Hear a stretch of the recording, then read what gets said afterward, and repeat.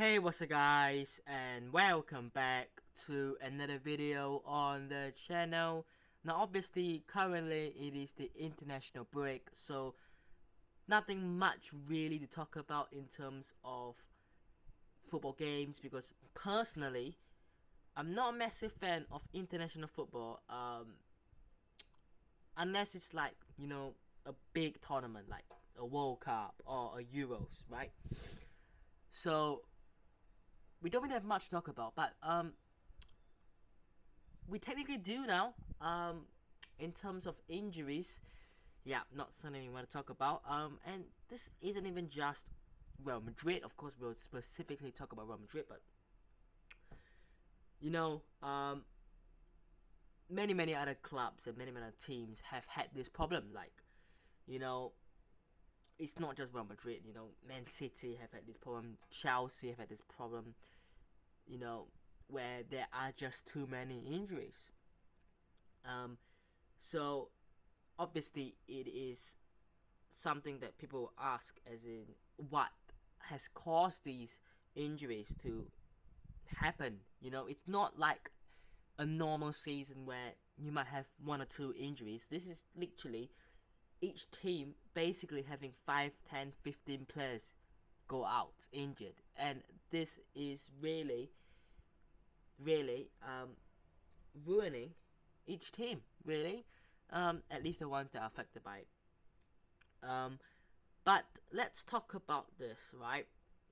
Because let's provide some context, because earlier at the start of this season, right, we know that Courtois, Militao, and Ceballos were injured.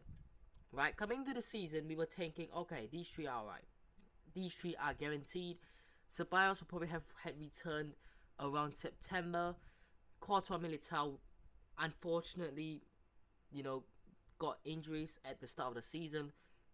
ACLs that would, bring them out for at least 9 to 10 months until, May next year. So, alright, three to deal with. It's pretty alright. Ceballos, Militao, Courtois, yes, they are important players, specifically Courtois and Militao.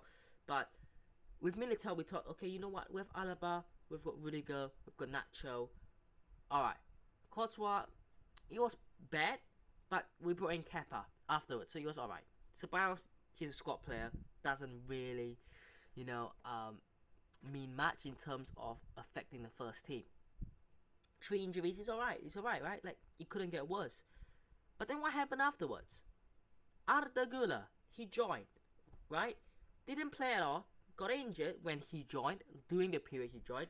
He missed basically 2 months. And then he came back.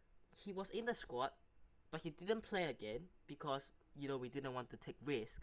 And, we thought maybe he could have played a couple of minutes. He didn't. And then he had a relapse basically and got the same injury back, right? And basically he's been injured 3 times this season. Great, right? Earlier at the start of the season as well, Vinicius Junior got basically an injury for about a month and a half, and now he's injured again. Alaba as well, earlier at the start of the year, along with Carvajal and Mendy, were all injured already. Mendy obviously having a recent injury as well. Not great. And then afterwards, what happened? I mean, Kepa just got injured out of nowhere. Our backup goalkeeper, the goalkeeper that we brought to be the backup or replacement for this season for our main goalkeeper that got injured. So our second choice keeper or our first choice replacement is injured, and we have to go back to Lunin. And I'm not trying to be disrespectful here, but Lunin was not the first choice to replace Courtois by the club, because there's a reason why Real Madrid brought in Kepa. And there's a reason why Kepa has played every single minute until he got injured, right? And then Tchouaméni, I don't know how he got injured. He did, and he's going to be out for 8 weeks. Bellingham, Okay, I get it. He's played basically every single minute of every single game. It's bound to happen if you play him too much. He is still training. He's still doing alright. I don't see it being massive. I think he's alright. Camavinga then got injured. Vinicius Junior as well got injured during this international break. Camavinga for France, I think he was training and he got injured. Vinicius Junior got injured during their match against Colombia. And great. Just look at that list, right? Look at that list. You could build a full... You're basically building a first team with that list. You've got keeper, a right back, you've got Militao and Alaba centre backs. You've got Mendy left back, Ceballos in the midfield, Tchouaméni, Camavinga, 3 midfielders, Arda Güler, Vinicius Junior, and Bellingham. You can build a full 11 with those injuries. 11 players that have been injured already. And we're not even including Kepa, Dani Ceballos. I don't think I included in that, basically. Now, look, like I said earlier on, Courtois, Militao, Ceballos, I'll be alright with. It hurts, but it's alright. Out of that list, the one that I think everyone just feels the most pain, I think is Arda Güler. And it's not because he's going to be, or he has been the best player. It's because we have not even seen him play a single minute. Right? We've seen the rest at least play a little bit. And we've seen them play before. But a new signing like Arda Güler coming in and not even being able to play and getting 3 injuries already. Crazy. Crucially, I think Vinicius Junior, I mean, you look at the front line, he's going to be out for about 6, 7, 8 weeks. The front line is literally so obvious. Who's going to play up top? Joselu, Rodrigo, and Brahim Diaz. And Bellingham. Like, you've got 4 attacking options, and Bellingham's not an attacker, but he's playing as an attacking mid right now. But in terms of pure attacking players, and that's not even what Brahim Diaz is, but if you are forcing Brahim Diaz to play in an attacking role, you have got Vinicius Junior, Rodrigo, Joselu, and Brahim Diaz. Now Vinicius Junior is injured, we've got 3, and you need 3. Great. We've got no subs attackers now, and you just have 3 attackers, right? Tchouaméni for 8 weeks looked like, you know what, it's alright. But then Camavinga got injured, and everyone say, oh, Real Madrid have too many midfielders. I agree, I do agree. But when 3 of our midfielders get injured, technically 4, because Bellingham is a midfielder, but let's say Tchouaméni, Camavinga, and Ceballos are injured, you have got Modric, Kroos, and Valverde as your other 3.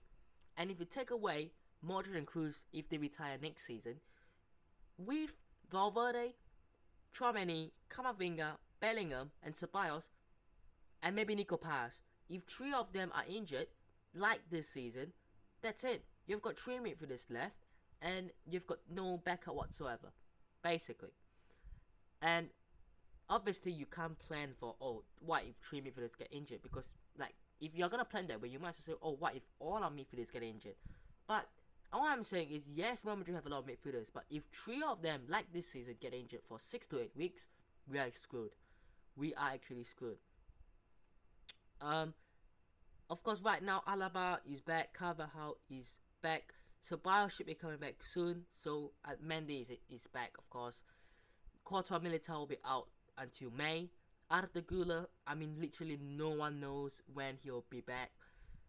Vinicius Junior will be back in probably about 6 to 8 weeks. They were reporting 2 months, which is 8 weeks, but they were also reporting 6 weeks. Kepa, I heard a month, but I'm not sure.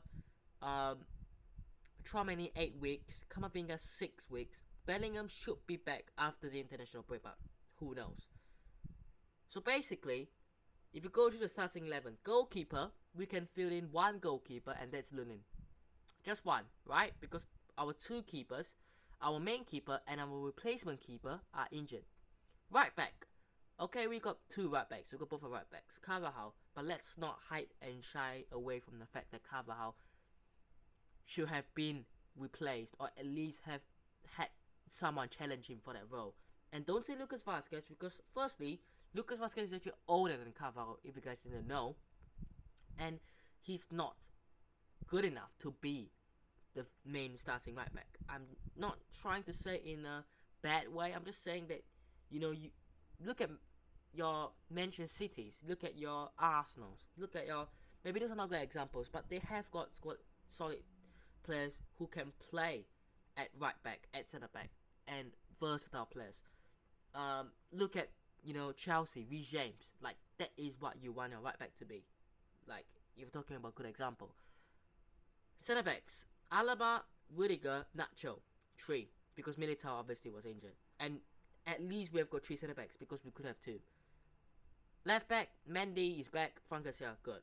Defensively, goalkeeper is the only problem really. Midfield is where we get interesting because going to the next game, with Tchouaméni and Camavinga now out, we don't know when Ceballos will be back. Should be soon. And if Bellingham is rested, we have got Modric, Kroos, and Valverde as our midfield trio. Maybe Nico Paz. But that is our midfield trio. We're playing a 38-year-old Luka Modric, who is good, let's be honest, but we're going to have to play him for at least the next 6-8 weeks. Alright? We're going to have to play Toni Kroos for the next 6 weeks at least. And we're going to have to play them together for 6 weeks. Unless we want to rotate with Nico Paz. Unless Dani Ceballos comes back on time. Unless we're no longer going to play Bellingham in a 10. And we're going to drop him back. And we have to play Brahim Diaz at 10 to rotate. Speaking of Brahim Diaz, attacking role. If Bellingham is back, there's Bellingham and there's Brahim Diaz. If not, it's Brahim Diaz. Like, just. Front line, the worst. Joselu and Rodrigo. 2 strikers, 2 attacking positions, and 2 players. That tells you all you need to know about this horrible, horrible injury that has really been a disaster. One more piece of news is this. Take it as you want. Have your own feeling, have your own thoughts and opinions. Everyone's allowed to. But this came up from Matteo Moretto of Relevo. Now, again, I want to state that as I've said before, and I'll say it again, don't trust certain sources too heavily. Now, this is nothing against Relevo or Matteo Moretto. I mean, I don't know him. I've never heard much of him and from him. But in terms of just news in general, like, I've not seen any news outlet report that Ancelotti is going to sign a new contract soon. Right? We have not heard anything from, David Ornstein or Fabrizio Romano, our reliable, trusted source. Of course, this is just a bit of rumor, but according to Matteo Moretto, the negotiations are now on between Real Madrid and Carlo Ancelotti for potential 2-year contract renewal. Look, let's just put aside our opinions and let's just respect Ancelotti for what he has done. In the past few years, right, 2 seasons, when he's come back, he has won La Liga and the Champions League in his first season. He won the Copa del Rey last season. He won the Club World Cup. He won a European Super Cup. Right, 5 trophies in 2 seasons. I would say it's a success. And let's not forget what he did in 2014 as well, and the Champions League back then as well. So 6 trophies essentially, major ones that I can remember of, that he has won. And he is just an absolute legend in terms of a manager. Like, in terms of, he's not a tactician coach. Like, not really. I think the difference between someone like Ancelotti and Klopp, or Ancelotti and Pep, is they are more tacticians. They are really specific in details about how they want their team to set up and how they want their team to play. With Ancelotti, we have seen him keep to the same system, right? Yes, he's switched out from his typical 4-3-3 or 4-3-1-2 to now what is a 4-4-2, but not a wide version, a narrow version. So he's clearly able to adapt as well. But if you're a player, Ancelotti is the perfect man management manager for you. Like, there's no one else who can do the job better than him in terms of man managing. And that is the difference between him and your Pep, your Klopp, your Artetas of this world right now. And that's what I think he earns and gains a lot of respect for from the players as well. But I do have, and I think Real Madrid fans do have this wonder as to, is it past it now? Is time no longer just about man managing? Because it's the old days. It's the old days, you know.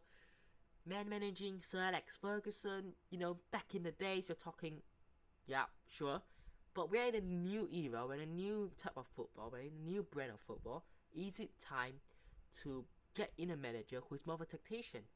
And you can have your own opinions. I personally really have no preference, really. I don't really bother if the coach manager coming in is more of a man manager like Ancelotti or a tactician. I'm just here because I want to see the team that I support successful, right? That is just, I think, how I am, and I think that a lot of Real Madrid fans are too. Look, in terms of letting him stay on, sure. If the results are okay, if we bring him a striker, if we bring him squad depth, I think he can do it. But are we going to do it? Are we going to do it? Or are we going to just get rid of Ancelotti and bring someone else in and just basically get rid of the manager? Because he's a scapegoat, really, in terms of to the club. Who knows? Who knows? Of course, I do think that a tactician would be helpful, but I don't really have a preference in terms of, do I want Ancelotti or do I want a tactician, really? And yeah, like I said, give him a striker, a proper striker. Give him some players who he can rotate around and work with. And you've got one of the best young teams in Europe. And you should be able to win something. And if you don't, then okay. If you say, if we have one of the best young teams in the world with a striker, with multiple midfielders, wingers, defenders, and we still can't win a Champions League in the next 2 years, okay, you know what, it might be time.